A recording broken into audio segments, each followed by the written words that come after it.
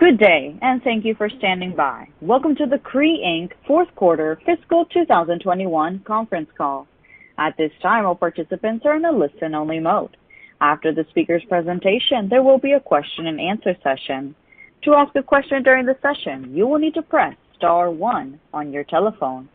Please be advised that today's conference is being recorded. If you require any further assistance, please press star 0. I would now like to hand the conference over to your speaker today, Tyler Gronbach, Vice President of Investor Relations. Please go ahead. Thank you, and good afternoon, everyone. Welcome to Cree's Fourth Quarter Fiscal 2021 conference call. Today, Cree CEO Greg Lowe and Cree CFO Neil Reynolds will report on the results for the fourth quarter and full year of fiscal year 2021. Please note that we will be presenting non-GAAP financial results during today's call, which is consistent with how management measures Cree's results internally. Non-GAAP results are not in accordance with GAAP and may not be comparable to non-GAAP information provided by other companies. Non-GAAP information should be considered a supplement to, and not a substitute for, financial statements prepared in accordance with GAAP. A reconciliation to the most directly comparable GAAP measures is in our press release and posted on the Investor Relations section of our website, along with a historical summary of other key metrics. Today's discussion includes forward-looking statements about our business outlook, and we may make other forward-looking statements during the call. Such forward-looking statements are subject to numerous risks and uncertainties. Our press release today and the SEC filings noted in the release mention important factors that could cause actual results to differ materially, including risks related to the impact of the COVID-19 pandemic. During the Q&A section, we would ask that you limit yourself to one question and one follow-up so that we can accommodate as many questions as possible during today's call. If you have any additional questions, please feel free to contact us after the call. And now I'd like to turn the call over to Greg. Thanks, Tyler, and good afternoon, everyone. Thanks for joining us today, and I hope you and your families are in good health. I'm pleased to report that during the fourth quarter, we continued to execute and drive our business, delivering strong revenue in line with our guidance and non-GAAP diluted earnings per share at the high end of our guidance range. As we continue our transformational journey, we are excited to officially change the name of our company to Wolfspeed in the coming months. This represents a pivotal step in our company history, as we are now a pure-play global semiconductor powerhouse, well-positioned to lead the industry transition from silicon to silicon carbide. During fiscal 2021, we made formidable progress. We completed the divestiture of our LED business to Smart Global Holdings. We went from moving dirt to installing equipment in the clean room of the world's largest silicon carbide fab in upstate New York, which will begin processing 200mm wafers in the first half of calendar 2022. We also expanded our crystal growth and wafer production capacity on our North Carolina campus. And finally, we quickly adapted to the new operating environment because of the global pandemic, keeping our factories running while at the same time staying connected with customers to convert opportunities in our growing device pipeline. These are just a few of the many important developments that we achieved in the last 12 months as we see an acceleration of the demand for silicon carbide-based solutions across a range of industries. We are at the beginning of a multi-decade secular shift to silicon carbide, and we now believe the demand curve is steeper for devices than we originally expected, further bolstering our confidence in our long-term outlook. The investments we are making today will position us well to capitalize on the tremendous opportunities ahead and firmly establish our industry leadership position. I'll now turn it over to Neil, who will provide an overview of our financial results and an outlook for the first quarter of fiscal 2022. Neil? Thank you, Greg, and good afternoon, everyone. We delivered solid results during the fourth quarter as we saw increased demand for our devices and materials. Revenues for the fourth quarter of fiscal 2021 were $146 million, slightly above the midpoint of our guidance range, representing an increase of 6.2% sequentially and 34.5% year over year. Our non-GAAP net loss was $26.9 million, or 23 cents per diluted share, just above the midpoint of our guidance range. Our fourth quarter non-GAAP earnings exclude $118 million of expense net of tax, or $1.02 per diluted share for non-cash stock-based compensation, acquired intangibles amortization, accretion on our convertible notes, project transformation and transaction costs, factory optimization costs, changes in the value of our previously held Enistar investment, a restructuring expense related to a modification of our long-term plan regarding a portion of our Durham campus, and other items outlined in today's earnings release. Moving on to our fourth quarter performance by product line. We delivered our fourth consecutive quarter of sequential growth for Wolfspeed. We continued to see strong demand in our power product line, but the strong demand was partially offset by supply constraints due to the temporary closure of the contract manufacturing facility we use in Malaysia, which was shut down for approximately 7 days during the quarter due to the COVID-19 outbreak and has been operating at lower staffing levels due to pandemic-related restrictions imposed by the local government. Despite the challenges with the production in Malaysia, power saw device revenue grow 46% versus the prior year. In RF, revenue increased largely due to increased 5G activity as communications infrastructure providers continue to support the rollout by carriers. For materials, we saw better order flow in the quarter, consistent with our expectations for the back half of fiscal 2021. Fourth quarter non-GAAP gross margin was 32.3%, compared to 35% last quarter. The sequential decline was primarily due to the growth in our device products at unfavorable margins due to higher Durham manufacturing costs in the short term. In addition, we were negatively impacted by the production shutdown at our contract manufacturer in Malaysia, which resulted in gross margin being at the lower end of our guidance range. As previously discussed, we view the gross margin impact as short-term in nature due to the suboptimal device production footprint we have in North Carolina, and expect it to modestly improve going forward as we work through factory transitions and eventually ship production to our new Mohawk Valley fab in calendar year 2022. Non-GAAP operating expenses for Q4 were $82 million, and our non-GAAP tax rate was 25%. As anticipated, the increase in our operating expenses was fueled by our investments in R&D, including development projects that are well underway at our Mohawk Valley pilot line in order to support our 200-millimeter wafer launch, as well as an increased sales and marketing expense as we pursue new business opportunities. During the quarter, we also recorded a $74 million write-down for an unfinished facility that was built to support the LED business back in 2015, which is no longer viable to support our future growth plans. For fiscal 2021, revenue was $526 million, representing a 12% increase when compared to fiscal 2020 due to growth in our device businesses, partially offset by lower materials revenue. Non-GAAP net loss from continuing operations was $104.7 million, or 93 cents per diluted share. Non-GAAP loss excludes $237 million of adjustments net of tax, or $2.11 per diluted share.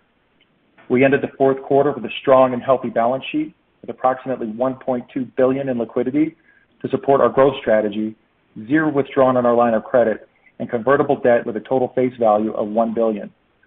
For fourth quarter, days sales outstanding was 52 days, and inventory days on hand was 147 days.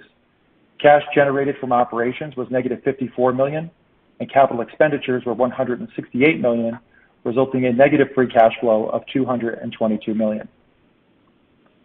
As we expected, fiscal 2021 required a significant amount of investment in CapEx, totaling a net amount of $566 million. We expect this to represent the most significant period of investment between now and 2024 as we execute our capacity expansion plan, including the launch of our Mohawk Valley fab at 200 millimeter in the first half of 2022. As Greg mentioned earlier, we are experiencing a significantly steeper demand curve from our customers for silicon carbide devices than we had previously anticipated. This has resulted in supply constraints where some customer orders will not be fulfilled in fiscal year 2022, and channel inventory levels will remain low until capacity comes online at our Mohawk Valley fab. In the meantime, we are working to accelerate capacity CapEx investments, improve output in our Durham facilities, and manage through the COVID-related challenges with our contract manufacturer in Malaysia. As we remain in the midst of a rapid capacity expansion for both materials and our wafer fabs, we anticipate CapEx, net of expected reimbursements from the state of New York, to be approximately $475 million in fiscal 2022. We expect CapEx to be more heavily weighted to the first half of the fiscal year, with Q1 representing the peak investment period as we ensure our ramp of Mohawk Valley remains on track. We are still on schedule to operationalize the world's largest silicon carbide fab in the first half of calendar year 2022.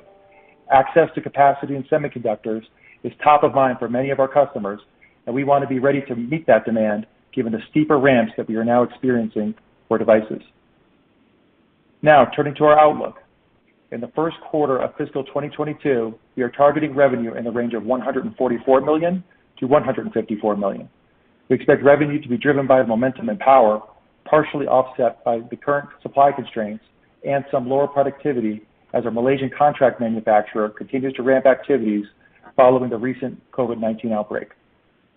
Our Q1 non-GAAP gross margin is expected to be in the range of 31.5% to 33.5%, which is flat to slightly up versus 4Q, as modest improvements in productivity in our Durham site are offset by higher costs in Malaysia as the team works through COVID-19 related challenges. As previously noted, lower yields and factory transitions in our Durham fabs will continue to present some short-term challenges on gross margin performance and will remain a headwind until we shift our production to our new Mohawk Valley fab. Starting this quarter, we plan to start reporting startup costs related to the ramp at Mohawk Valley. We anticipate startup costs for fiscal 2022 will be approximately $80 million, of which $60 million will be cash-related costs. We anticipate more than 50% of these costs will be incurred in the second half of fiscal year 2022 as we qualify and ramp the fab. We're targeting non-GAAP operating expenses of $85 million for the first quarter. The sequential increase in our operating expenses is due to R&D, including planned growth at Mohawk Valley to support our 200mm wafer launch. We target Q1 non-GAAP operating loss to be between $40 million to $34 million, and non-operating net loss to be approximately $1 million. We expect our non-GAAP effective tax rate to be approximately 27%. We're targeting Q1 non-GAAP net loss to be between $29 million to $25 million, or a loss of 25 cents to 21 cents per diluted share. Our non-GAAP EPS target excludes acquired intangibles amortization, non-cash stock-based compensation, accretion on our convertible notes, project transformation and LED transaction-related costs, factory optimization restructuring costs, and other items. Our Q1 targets are based on several factors that could vary greatly, including the situation with COVID-19, overall demand, product mix, factory productivity, and the competitive environment. With that, I will now turn the discussion back to Greg. Thanks, Neil. As we look at our performance during fiscal fourth quarter and the full year, I'm very proud of what the team has accomplished. Demand in the automotive and RF markets continues to be very good, while at the same time we are encouraged by growing interest across a variety of industrial and energy customers. And thanks to the hard work and unwavering commitment of our sales organization, our device opportunity pipeline is now above $15 billion, and the team is continuing to uncover new opportunities at a very good pace. At the same time, the team is also doing a solid job of converting opportunities. During the fourth quarter, we secured our highest total to date for design-ins, posting slightly more than $1 billion of design-ins. With this record-setting performance in Q4, the sales team posted approximately $2.9 billion of design-ins during fiscal 2021, which is an amazing accomplishment by a team and demonstrates that we are well positioned to compete and win in devices. The design-ins for the full year 2021 represents more than 1,100 customer projects. Automotive represents roughly two-thirds of the design-ins, including major awards from a leading global automotive manufacturer, while the rest is spread across a wide variety of applications, including an electric farm tractor, residential energy storage systems, and an electrical vertical takeoff and landing aircraft for passenger and cargo transport. Our massive pipeline and record design-ins give us further confidence in our ability to achieve our target revenue for fiscal 2024 of $1.5 billion based on the steepening demand curve for silicon carbide devices through 2024 and beyond. Looking towards the macro environment, we're encouraged to see our strategy continues to be supported by several recent developments that indicate long-term growth. Last month, European Union countries gave their final approval to a law to make the bloc's greenhouse gas emission targets legally binding. The climate law sets 2030 targets to reduce net EU emissions by 55% from the 1990 levels and to completely eliminate them by 2050. On July 14th, the European Commission released its new climate agenda, which effectively requires all new cars to be emission-free by 2035, removing any flexibility for automakers to continue selling some gasoline or diesel vehicles, including hybrids. In addition, a few weeks ago, the White House issued an executive order setting a target for electric vehicles, hydrogen fuel cell, and plug-in hybrids to make up to 50% of U.S. sales by 2030. This action comes at the same time as many U.S. automakers have increased their commitments to ramp their electric vehicle production activities. For instance, earlier this summer, General Motors announced its plans to boost global spending on electric vehicles and autonomous vehicles to $35 billion through 2025, which is a 30% increase over its most recent forecast. A key element to support the increased adoption of silicon carbide in the automotive sector and across several other industries is the expansion of manufacturing capacity. Our Mohawk Valley 200-millimeter fab is on track to begin device qualification production runs in the first half of calendar 2022. The facility is shaping up nicely and has shown very well during recent customer visits to the fab. On our campus here in Durham, we expanded our materials operations to a second building on our Durham campus, which is part of the previously announced plan to increase materials capacity by 30x. On a related note, a few weeks ago, we announced the expansion of our operations leadership team to support our expected growth and the retirement of Rick McFarland, who currently leads global operations.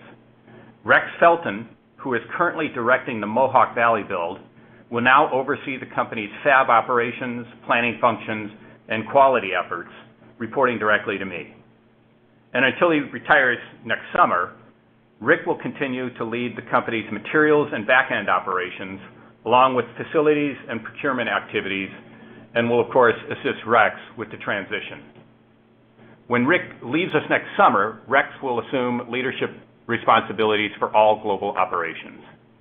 In addition, we continue to attract incredible leadership talent to the organization. Recently, Missy Stigall joined us to serve as the new Vice President of Fab Operations here in North Carolina. Missy was most recently with Texas Instruments, where she spent the last 20 years building extensive expertise in large-scale manufacturing operations. Additionally, Laura Russell is now part of our team, serving as our VP for Finance for Global Operations. Laura joins us from NXP, where she was most recently VP of Finance for the Radio Power Business Unit. Laura has over 20 years of experience in the semiconductor industry. These recent additions further demonstrate our ability to attract and retain top talent in the semiconductor space and folks who are keenly interested in helping drive the paradigm shift in power electronics in the marketplace. I'd like to thank Rick for his commitment and continued contributions to the organization and wish Rex, Missy, and Laura continued success in their new roles.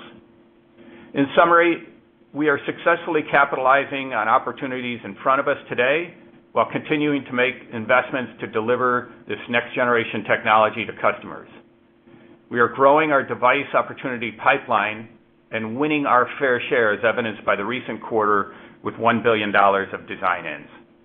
Our balance sheet remains healthy to support our operations.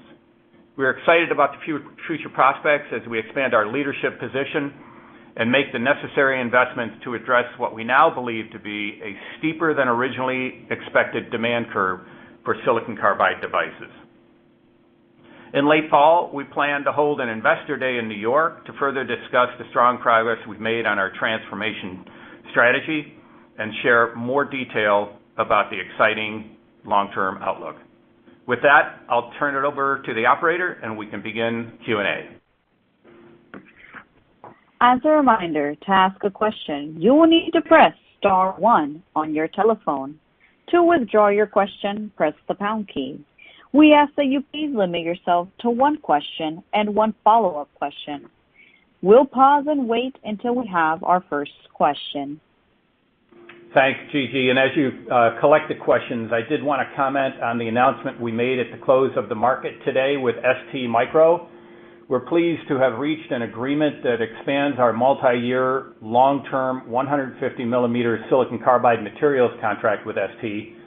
The amended agreement, which is now worth more than $800 million, calls for us to supply 150 millimeter silicon carbide bare and epi wafers to ST into the second half of the decade. Our long-term 150 millimeter wafer supply agreements with all device manufacturers now total more than $1.3 billion and help support our efforts to drive the industry transition from silicon to silicon carbide. This latest extension demonstrates how the industry at large is shifting towards silicon carbide and that we will continue to be an important partner for many of our current customers over the next several years. I want to thank Jean-Marc and the team at ST for their continued partnership, and we look forward to continuing to work with them. And with that, Gigi, I'll turn it back to you so we can begin the Q&A. Thank you. Our first question comes from the line of Jed Dorsheimer from Canaccord Genuity. Your line is now open. Hi. Thanks, guys. And Greg, thanks for pointing that out with STMicro. Kind of along those lines, I think that probably sums up your position on the materials side of the business pretty well. And I guess my first question is a bit more granular in terms of the $1 billion of design-ins.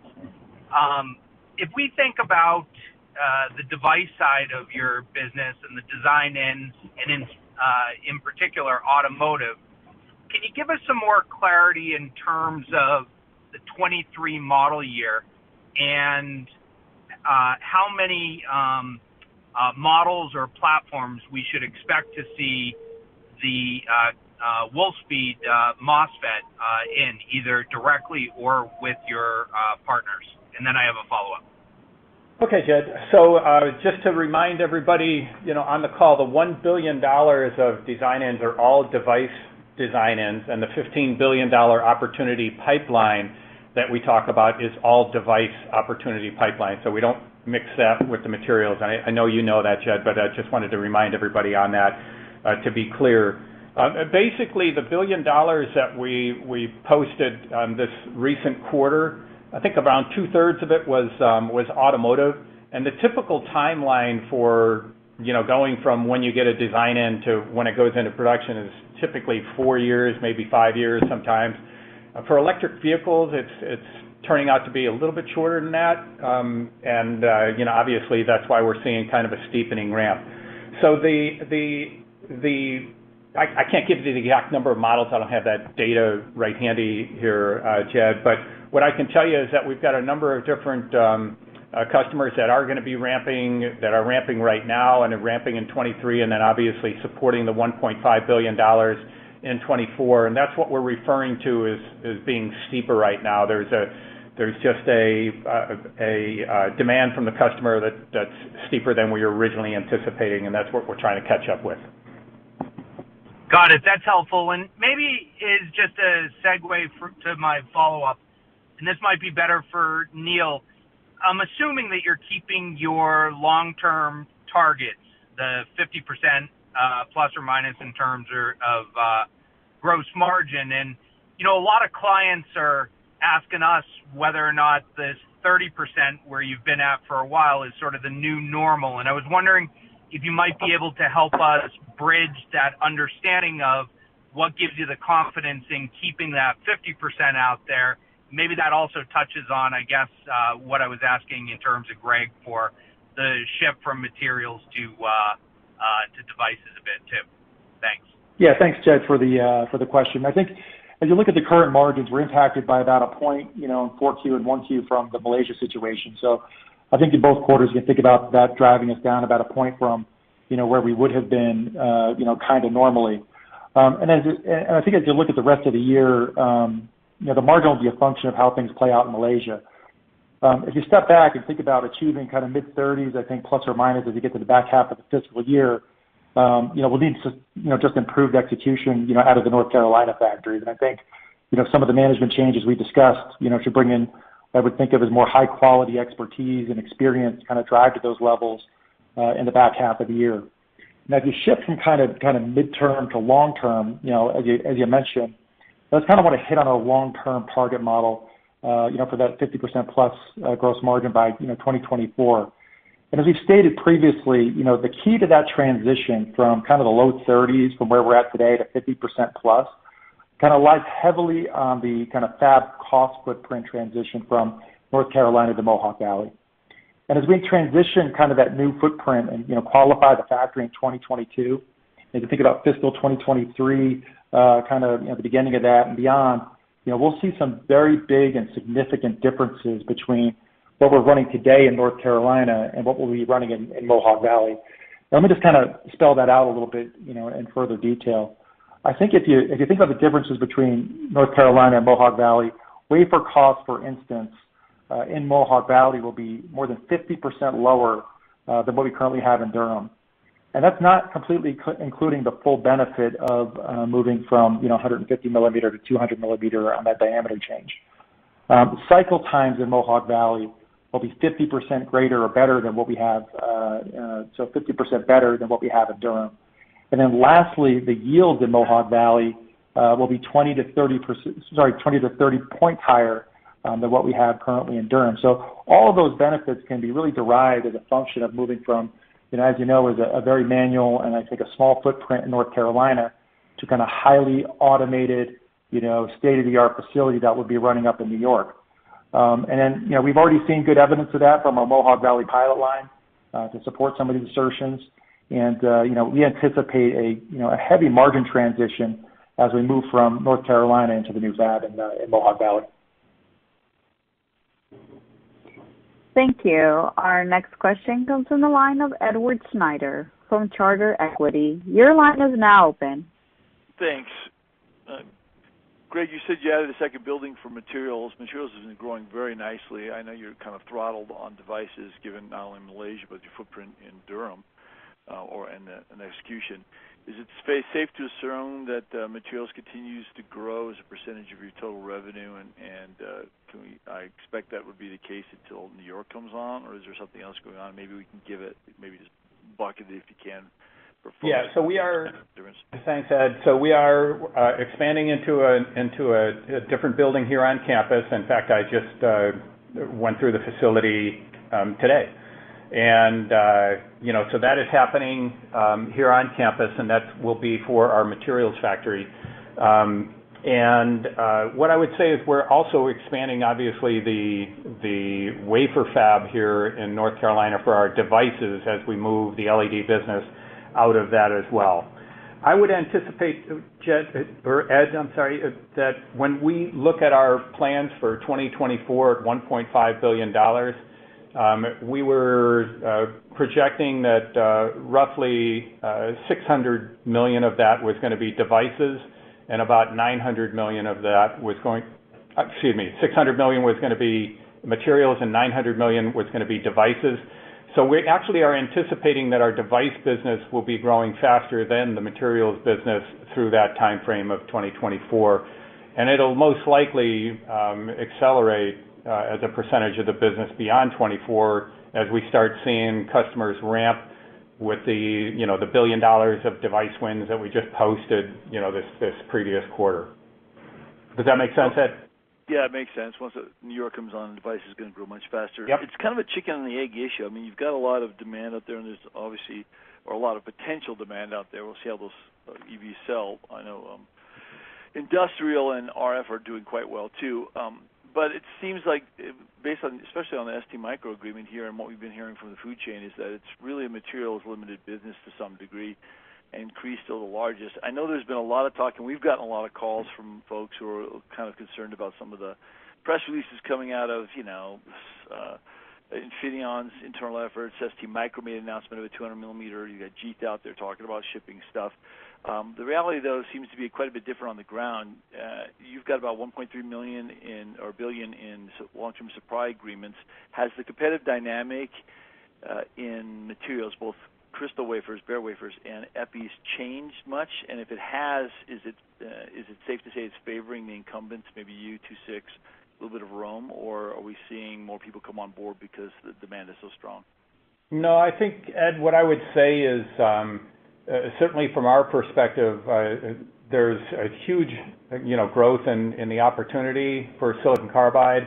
And so you see a lot of folks attempting to get into this business, but it has a lot of pretty tough barriers to entry, and these are technical barriers that you can't just kind of solve with money. So, some of this is very, very difficult stuff to work with.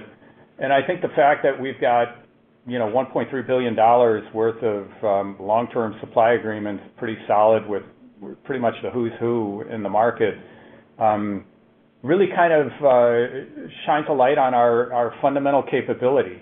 And as we talk to customers, in this area, this is a really important thing, for them to know that we've got a very, very strong, materials business. So, and then finally, what I would say is we are absolutely not resting on our laurels in terms of our materials capability. We drive it every single quarter, whether that's the transition to 200 millimeter, reductions in cost, improvements in yield, all of that kind of stuff is a very, very intense activity for us.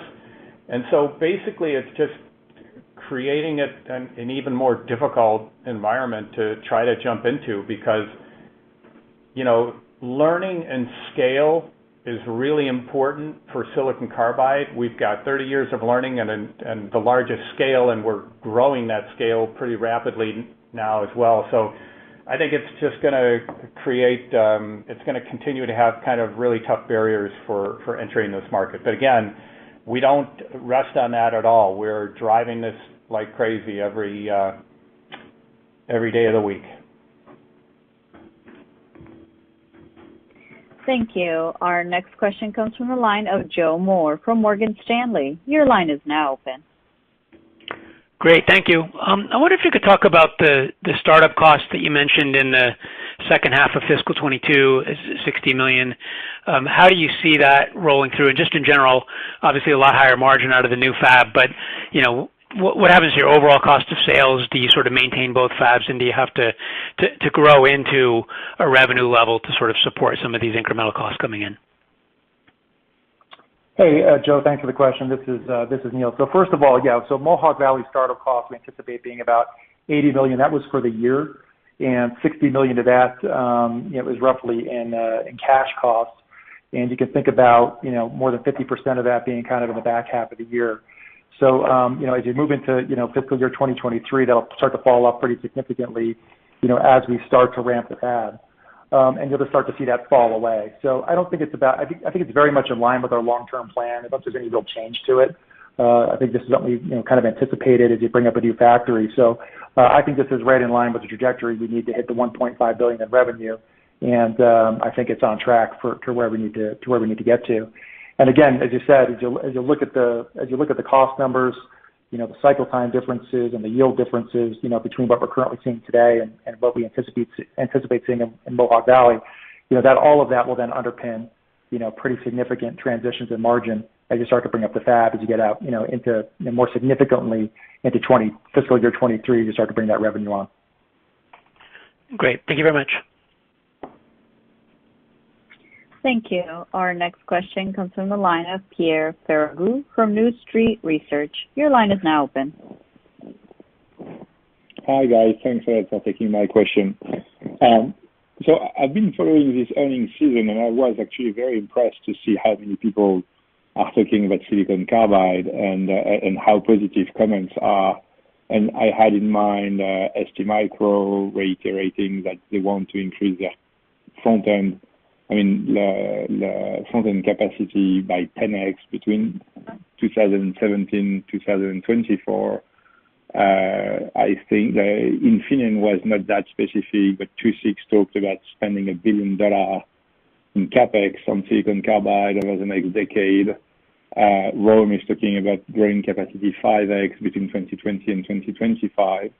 And so my first question to you, Greg, was, I guess you guys are following that very closely as well.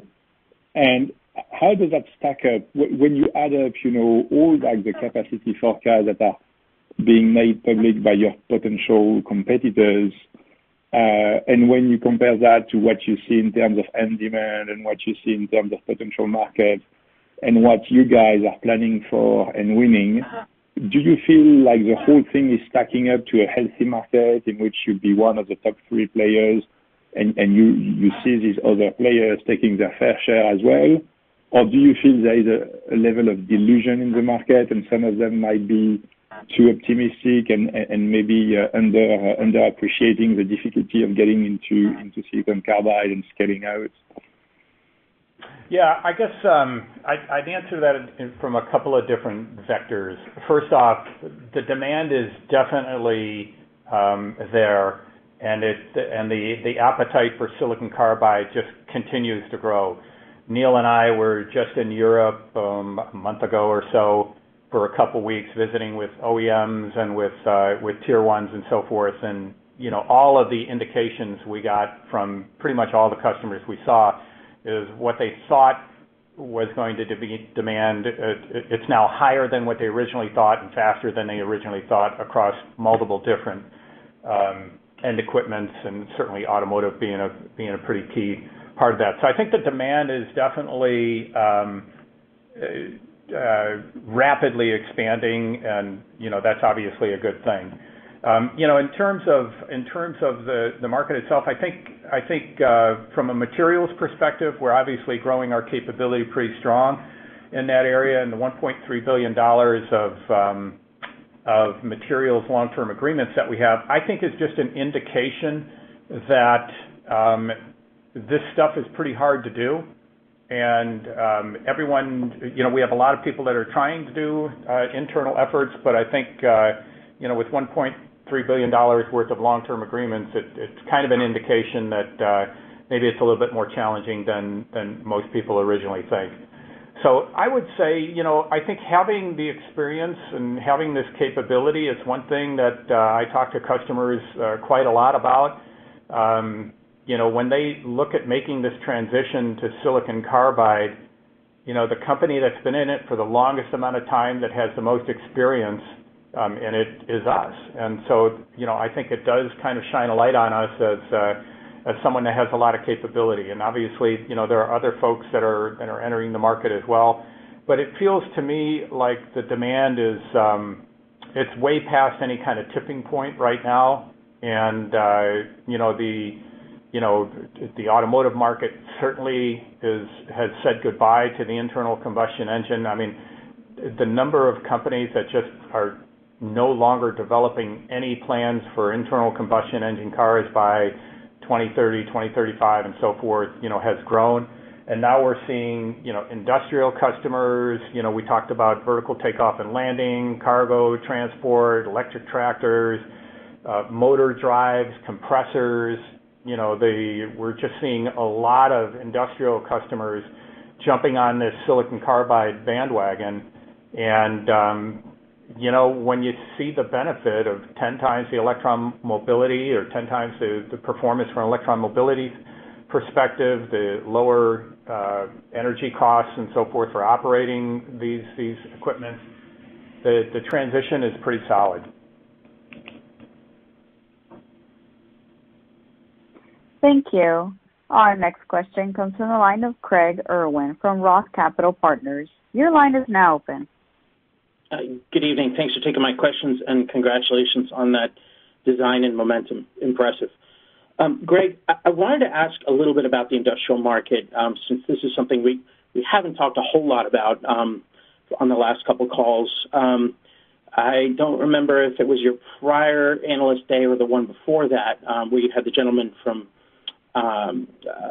ABB who discussed the potential in some of their utility equipment, and there was a conversation about high power MOSFETs. I think 3,500 volt, 5,000 volt MOSFETs. Can you maybe frame out for us the importance of these future devices to your 2024, 2025 outlook? Is this in the guidance that you give us, and how would you rank this as a priority for the industrial markets and the development that's available there? Well, great question, Craig. And what I would tell you, the industrial market, I obviously have a ton of experience in with my time at TI. The one thing about it that's really very different is that it's very, very fragmented. You have thousands of customers, and all the individual different sockets that you're trying to win are relatively small individually, but collectively it's very, very large. And so the real key there is having an ability to engage with those customers, and since we have a relatively small footprint, this is where the partnership we have with Arrow has really played very, very well for us. They've gotten engagements with thousands of different customers with their massive sales channel that they have. We've got a great relationship with them. In fact, Neil and I and some of our other execs were out there a month and a half ago, I think, meeting with them, and the subject line of the meeting was, how do we take this to the next level? It's already gone great. How do we continue building that relationship and capitalizing on each other's progress? So it's a very important market for us, and the good news is we've got a great partner, in helping us reach that, and that's going very, very well. I think as it relates to 2024, it's kind of baked into the plan. But obviously the steepening demand that we're seeing, into 24 and then beyond, it gives us a lot of comfort for, what the growth trajectory looks like, beyond that, Craig. Thank you. Our next question comes from the line of Brian Lee from Goldman Sachs. Your line is now open. Hey guys, good afternoon. Thanks for taking the questions. One thing, just wanted to clarify, Neil, you mentioned the $80 million of startup costs in fiscal 2022, with more than half of that in the back half due to the Mohawk Valley ramp. Is that all flowing through? I'm assuming it's all flowing through COGS. And when we look at your non-GAAP gross margin guidance of 31.5 to 33.5 for Q1 here, does that reflect inclusion of those startup costs, or are you stripping those out? Just wanted to clarify that, and then I had a follow up. No, good question, Brian. No, just to be clear, we're going to exclude those costs, from our non-GAAP results going forward. And, those are just going to represent things like, you've got depreciation and labor and facilities and other things. Now we're at a point where the base build is just about complete with the fab. We're, into the clean room. So there'll be a lot of costs that really won't be related to our current revenue. So we'll pro forma those out going forward just to kind of give a better view of what the margins look like in the business. As we progress through the year, what you'll see is more of a kind of Durham-based kind of margin model as we get through fiscal year 22. As you think about ramping the fab and qualifying it, in the first half of next year calendar year, and then as we move forward from there, we'll start bleeding that in kind of an apples to apples basis. Once we start getting past that kind of ramp up phase.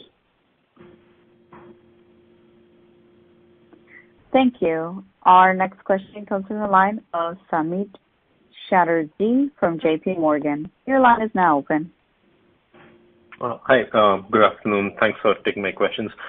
So I have a couple. The first one, I wanted to see if you can give me a bit more visibility about fiscal 22 revenues and how material the Mohawk ramp will be to it, and particularly if we compare to the second half versus first half, what we're seeing this year in fiscal 21 of about like 17% increase half on half. Like, how different or how similar does it look to this year, and how material is Mohawk in that? And I have a follow-up as well. Thank you. Yes, thanks for the question. And let me just be clear on Mohawk Valley. So at Mohawk Valley, we're going to be ramping the fab, in the first half of calendar year as you get into calendar 2022. And what that means in the first part of that, you kind of think about that kind of March quarter, start doing internal qualification, and then as you moved into the June period, you start thinking about doing customer qualifications, and then transitioning to revenue, out beyond that. So as you think about 2022, there's kind of de minimis impact from revenue, from Mohawk Valley. But I think just kind of getting, down to, a few things here, and I think we should clarify a little bit on the revenue. Let me just unpack how this kind of plays out. You kind of mentioned a few pieces there. So, first of all, as you look at just 4Q, just looking back, the revenue in the quarter came in, just above the midpoint of the guidance range. And, while demand continued to accelerate, in some of these businesses, particularly in power, we were slowed by the COVID-19 outbreak in Malaysia. And there was roughly $3 to $5 million of revenue that was left unfulfilled in the quarter. Okay, so we would have done $3 to $5 million more had it not been for the the COVID-19 outbreak at our contract manufacturer in Malaysia. And despite that, I thought we saw pretty good growth. As you look into looking forward into 1Q, the demand continues to be strong, particularly in devices and power, which will continue to fuel, I think, strong quarter-over-quarter and year-over-year growth. But however, at the midpoint of what we've baked in, another kind of $5 to $7 million of revenue impact, from Malaysia. So, said another way, we probably could have, committed to more revenue in Q1 period, had it not been for the Malaysia situation. So we also widened our revenue range for that as well. So again, even with that, we do expect to see some good revenue growth. Now, with that, I also think it's important that we kind of step back and just kind of look at the macro level here. Greg kind of talked a little bit earlier. As we discussed in the prepared remarks, the slope of the demand curve for silicon carbide solutions, particularly on devices, has dramatically increased. And it's ahead of what we previously thought. We thought the inflection point, as we talked about Investor Day and since then, was kind of 23, kind of 24 timeframe. And, right now we're seeing that pulling all the way into fiscal 2022. And to give you an idea, this year alone, we'll see, more than $100 million of customer demand on a revenue line unfulfilled, in this year. And the demand levels we're seeing in 23 and 24 plus have steepened as well. And I'll say it, you heard a couple questions on industrial or automotive. This demand, I'd say, is relatively broad-based. For instance, while automotive devices continues to be relatively small, the revenue for that in Q4 alone grew more than 100% versus last year. So, I think this device situation, has really shifted to a supply side type of challenge. So we just need to drive more capacity out of our current footprint in North Carolina just to keep up, with the demand inflection that's really pulled all the way into this year. And, until we get Mohawk Valley kind of up and running. So I think the revenue markers that we're seeing now, and as evidenced by the pipeline, the design ends, is really pulling in, pretty heavily, right into the current period. Thank you. Our next question comes from the line of Karl Ackerman from Cowen. Your line is now open. Yes, good afternoon, gentlemen. I have two questions, please. For my first question, I was curious, it's more of a clarification, but how much do you have remaining of the $1.3 billion in long-term materials contracts, or I guess are we saying that the $1.3 billion is future orders? And then secondarily, on materials, is the absence of material contracts on 200 millimeter today just driven by maybe more mature yields on 150 than 200? Just help me think about the opportunity of 200 millimeter materials contracts as well. I'll take that. So first off, in terms of the $1.3 billion, I don't have an exact answer for you, but I would say most of it is future, is my guess. So I think that's pretty solid. So we've gone through, some of it obviously, but we still have probably a substantial portion of the 1.3 is revenue to come. I don't have the exact number, but I'm pretty sure that's pretty close. And then basically that $1.3 billion is really all on 150 millimeter. So that's been the focus of that. And then in terms of 200, we're really just concentrating right now on, ramping our own facility on that at this point. Understood. Appreciate that. If I may, for my follow-up, you did record over a $70 million expense driven by the modifications to your long-term plans for Durham. I was hoping you could discuss that. I guess, are you seeing less wafer capacity demand on 150 millimeter than previously expected, or is it driven by the need to fill Mohawk or the desire to fill Mohawk sooner? Thank you. Yeah, thanks for the question. First of all, there's really no demand relation to this. The demand is very, very strong. So the write-down of the building, and first of all, let me say, we've actually found a different solution than that building that we currently have on campus. And we're currently expanding materials capacity for 200 millimeter in that new building as we speak. So there's a significant amount of investment going in. As you said, in Q4 we just determined that we just no longer needed a shell. A lot of people are familiar with that. We had a shell on campus, and that partially completed building was built to support the LED business back in 2015. So we looked for a lot of different ways to use the facility, either for wafer fab or materials perspective. But we found a more optimal kind of expansion plan for materials in Durham, on the Durham site. And then, with the addition of, the assurance of supply being top of mind for our customers, we'll think about, additional potential materials capacity down the line outside of the Durham campus. Thank you. As a reminder, you may ask a follow-up question if needed. Our next question comes from the line of Gary Mobley from Wells Fargo. Your line is now open. Hey guys, thanks for taking my question.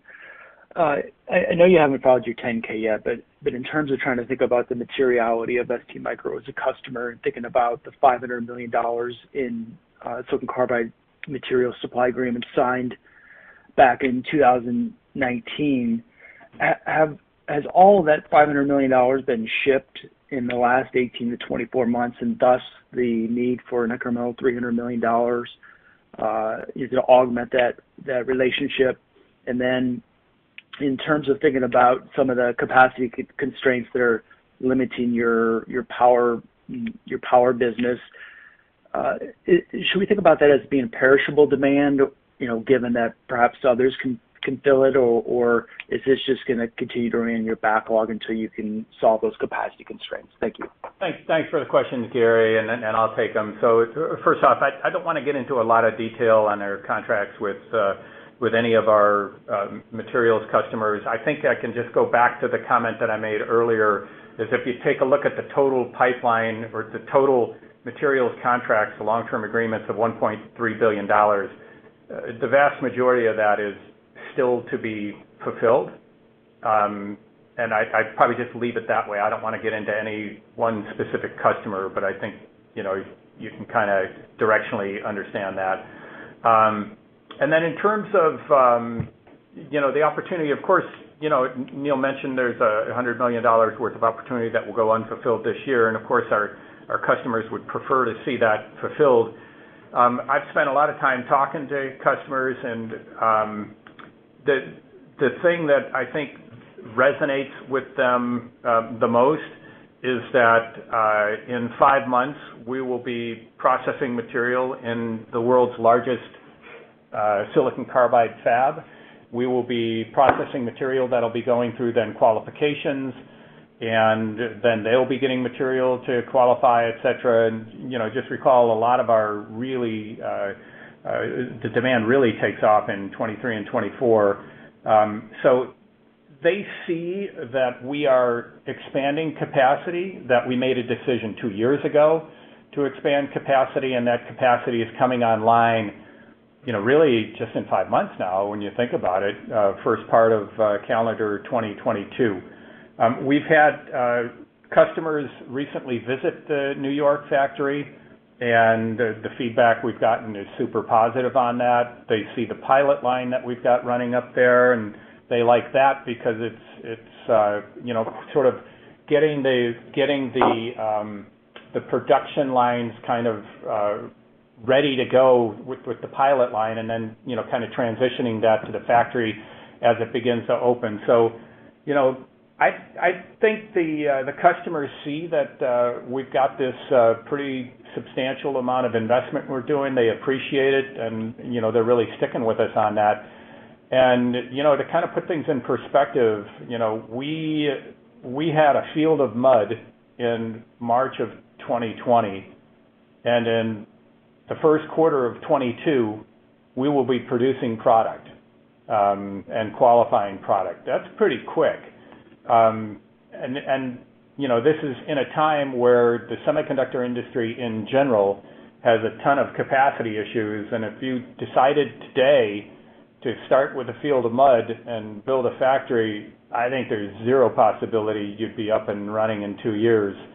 I would say it's at least a year in addition to that, and maybe even longer. So I think the bottom line is that they see that we're making the investments, and that these investments are a big light at the end of the tunnel for them.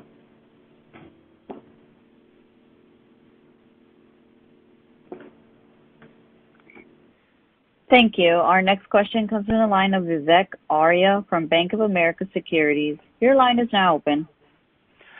Thanks for taking my questions. I had two as well. For the first one, I'm curious that you're seeing very strong demand signals, but how is that translating into the pricing environment, right, versus what you thought 90 days ago? Or asked differently, what is the level of confidence in achieving your long-term gross margin outlook, right? And as the customers come and tour the facilities and they look at what you'll be producing there, how are you doing that trade-off between the pricing versus having the certainty of these long-term contracts? Yeah, I think in terms of pricing, what I would say is the vast majority of what we do are long-term deals, and that's both materials as well as on devices. And so the pricing's kind of set, so we have a pretty good view as to what's going to happen there. We obviously know what's happening with our cost models as well. And as Neil mentioned, there's pretty dramatic cost reductions coming online as we move into Mohawk Valley. We don't really price our business as a kind of a spot market kind of thing, so we don't really get into that kind of thing. And so we'd much rather have long-term agreements with folks, and they can count on us for putting the capacity in place and having an understood pricing curve, and then we can count on them for having the demand coming our way. So it's more like that, I would say. Got it. And for my follow-up, maybe for Neil, I believe you said you're looking at a higher CapEx level for fiscal 22. I was hoping you could give some more color around that. What is driving that higher CapEx, and then importantly, when does that translate into upside to your longer-term model? Like, what is the benefit of this additional spending that you're planning to do next year? Yeah, first of all, as we said, thanks for the question. First of all, as we said, the demand, as we kind of look at the slope of the demand curve, not just this year, but into 23 and 24, has certainly steepened. And I think our revenue trajectory as we get out to those timeframes is really just going to be a function of how much CapEx we can bring online and how fast we can translate that into revenue. So, I do think as you look out into time, that's exactly what we're trying to do, is kind of get out into and above where we're at today. Now it's going to be a function of how well we can go execute that and bring it online. So I'm not necessarily saying we can commit to changing those numbers today, but I think we're anticipating and seeing the steeper demand curve. So if you look at 2021 fiscal, we spent $566 million of capex, which is our peak year. We'll bring that down to $475 this year, but we'll also see a significant amount of reimbursements from the state of New York. And as the year moves on, given that steepening demand curve, we'll also start to see some benefits from that, hopefully, as we get out into a year from now. And what type of cost that is, I mean, probably if you go back to January and the CapEx plan that we laid out when we launched 200 millimeter, this is largely the same plan. But what we're trying to do is capture the capacity and the revenue in such a way by pulling in that same plan anywhere we can to drive more capacity. So some of that was going over 23 and 24. Some of that was materials expansion for facilities and things like that. So you can think about it as being, maybe pulling in roughly $100 million, maybe versus what we anticipated before, but it was with the expectation that as we get down to 23 and 24, we can meet a higher revenue level than we had anticipated previously in the $1.5 billion plan. Thank you. Thank you. Our next question comes from the line of Colin Rusch from Oppenheimer. Your line is now open. Thanks so much, guys. Can you just give us an update on the preparedness of the supply chain and your suppliers to support your ramp as you get into it here in the back half of the next fiscal year? Yeah, so I can probably hit that. Neil is very actively engaged in this as well.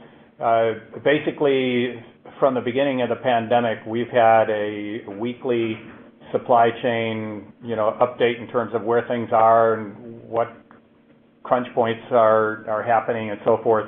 Our team has done a fantastic job on this, and we've stayed close with all of our suppliers, in the supply chain, obviously, throughout the pandemic. The feedback we're getting from these folks is very positive in terms of how we've handled the situation, both from day one when everything went into lockdown and there was no business kind of going on, and how we were very even-handed, in terms of dealing with them. And then as things have kind of roared back, they've been very, very supportive of us in this transition. Neil, I don't know if you want to add any additional color from your point.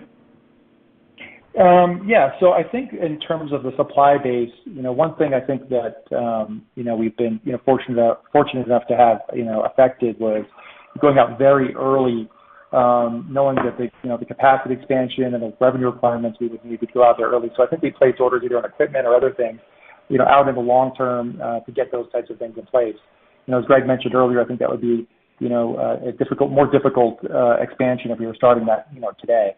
So as you look at working with the suppliers, I think we've partnered with the suppliers very, very well, and I also think that we've gotten ahead, I think, in many cases of maybe longer lead times that are out there right now, and we don't really see an impact from it in terms of the scheduling of the capacity expansions we've been working on. In fact, as I mentioned earlier, we're actually pulling things in any area we can, and we are seeing the capability to do that. Excellent. And then just following up on, in terms of these design-ins and the rate at which they're happening, can you just talk about the duration of working through in those design-ins and that process, and are they accelerating at any noticeable rate versus where we were at, call it 6 months or a year ago? It seems like, well, first off, every opportunity kind of has a life of its own, and so you'll see, obviously the last quarter we were super pleased with having $1 billion of design in, but it's not one of these things where it's kind of always up and to the right. Sometimes a lot of decisions are made in a quarter, and sometimes decisions get made get delayed for whatever reason. Last quarter obviously was a super positive quarter for us. The last year was phenomenal at $2.9 billion, so we feel pretty good about that. So, they kind of take a life of their own. What I would say, though, is we're certainly seeing the design-ins that we have, the expectation from the customers in terms of ramp is what's been pulled in, and is steeper than we originally anticipated. So, it's obviously a good problem to have, and it's one we're working on pretty hard right now. Thank you. Our next question comes from the line of Edward Snyder from Charter Equity. Your line is now open. Great. Thanks for the follow-up. Greg, I was a little confused by your answer on the question about perishable demand for materials. You've got a lot of large customers in the material business like ST and Infineon, which are also competitors in device. I know you must have had conversations about how they feel about you building the largest, most automated SiC device fab that's not going to be a competitor to them. Maybe you can characterize the tenor of those and help explain how they're going to benefit from the materials business, because that's your Durham side of the business. You're not going to grow materials in New York, and that could ramp independent of your device business, device fab in New York. So, A, what's preventing the materials business from ramping faster if that's the limit to your customers, and B, how do they feel about this monster fab you're building? Ed, just a couple of things. First off, on the the perishable demand, thought I was answering that relative to devices, and as Neil kind of mentioned, it was the device business that has the $100 million worth of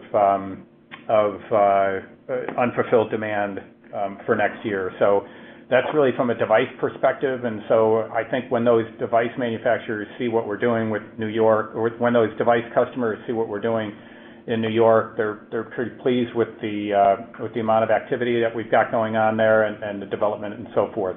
In terms of materials, as I mentioned, Ed, we anticipate by 2024 that our materials business will be somewhere in the order of $600 million, the device business $900 million. And so, we know that a lot of folks are trying to build materials on their own, but I think the $1.3 billion and the couple of expansions and extensions that we've seen are kind of turning into, I think people are just realizing this is more difficult than they originally anticipated. And again, Ed, our attitude is we've got great relationships with these folks. I have ongoing conversations with them. We treat them as real customers. There's not sort of a bin one for what we do and a bin two for everybody else. We try to give them the best materials we can, and that's primarily because we're trying to convert the power market from silicon to silicon carbide, and as a big supplier of materials, having a good relationship with folks that are going to help us do that is a really important thing. So I think the way I would characterize it, Ed, is I think people, the materials customers see that their opportunity as a device supplier is growing very, very rapidly because the entire market is growing rapidly. And there's really no sign of it asymptoting out anytime in the coming decade, really.